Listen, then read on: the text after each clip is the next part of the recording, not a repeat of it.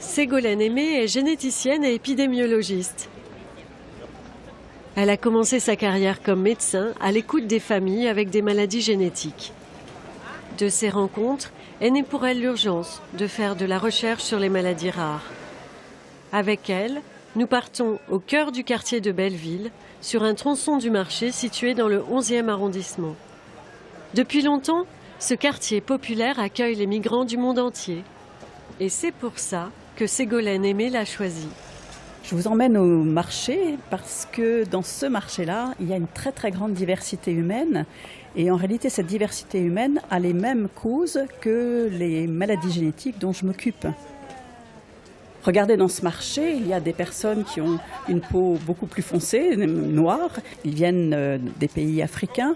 Et en fait, c'est un avantage très net de l'évolution puisque ça les protège contre les effets délétères du soleil, alors que nous, qui avons la peau claire, sommes avantagés dans les climats sans soleil puisque nous fabriquons facilement de la vitamine D.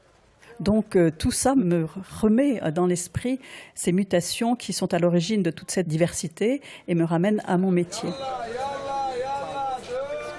Il y a également dans ce marché des communautés qui sont particulières dans leur patrimoine génétique parce qu'elles ont été isolées culturellement, qu'il n'y a pas donc eu beaucoup de mixage, de mariage interculturel. Par exemple, la population de culture juive a des maladies génétiques qui lui sont propres. On voit chez eux, par exemple, beaucoup plus fréquemment des maladies comme le cancer du sein lié à la mutation de BRCA1 ou la maladie de Gaucher.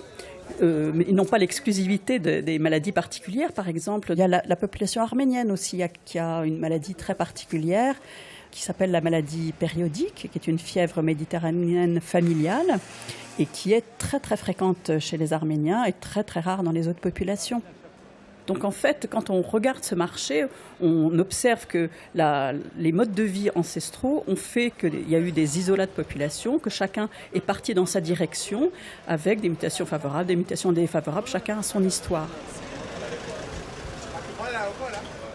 Mon métier a consisté à aller chercher justement toutes ces informations, à repérer toutes ces maladies génétiques liées aux mutations qui quelquefois ne touchent que 2 ou 3 personnes dans le monde, mais qui pour autant méritent notre attention parce que quand les gens n'ont pas un nom à mettre sur leur maladie, ils sont dans une très grande souffrance et également les médecins ne s'y intéressent pas et on ne trouve pas de solution de prise en charge et de thérapeutique.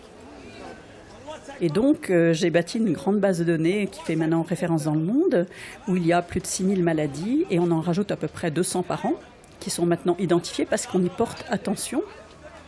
Et depuis qu'on identifie ces maladies, eh bien, les chercheurs se mettent à avoir des idées sur des solutions, et depuis une dizaine d'années, on voit fleurir maintenant des traitements très innovants. Le plus amusant, c'est que ces innovations thérapeutiques pour ces maladies très très rares donnent aussi des idées pour des maladies plus communes. Donc maintenant, on parle même de maladies modèles pour ces maladies très rares. Donc elles sont parties de l'orphelinat pour devenir maintenant des maladies modèles pour la recherche et pour l'innovation.